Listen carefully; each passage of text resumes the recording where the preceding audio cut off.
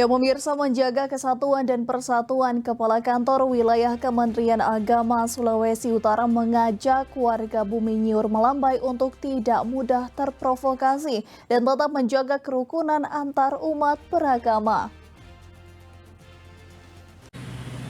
Kepala Kantor Wilayah Kementerian Agama Sulawesi Utara Sarbin Sehe mengajak warga Provinsi Sulawesi Utara untuk tetap menjaga kerukunan antar umat beragama.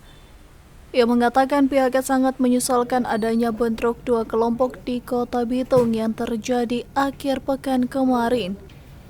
Dan ia pun meminta warga untuk tidak mudah terprovokasi dan tidak terpengaruhi dengan informasi yang palsu atau hoax.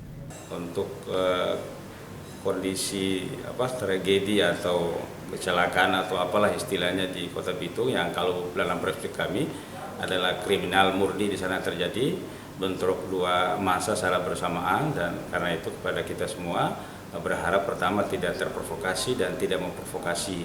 Yang kedua, kami berharap kepada seluruh masyarakat agar tidak menyebar informasi yang kurang bertanggung jawab atau hoax atau apa istilahnya. Dan yang ketiga, saya kira di luar masyarakat Sulawesi Utara agar tidak terpengaruh dengan informasi-informasi yang belum tahu kebenarannya atau informasi-informasi editan dan seterusnya. Kepada seluruh umat beragama di luar Sulawesi Utara, kami berharap agar mengikuti informasi dengan baik dan jelas lewat instansi terkait, khususnya Polda, karena saat ini prosesnya telah dilakukan oleh Polda yang sebentar lagi berlangsung. Ia juga menambahkan pihaknya sangat mengapresiasi tindakan cepat dari pemerintah dan aparat daerah untuk menyelesaikan kasus tersebut hingga suasana dengan cepat, aman, dan kondusif.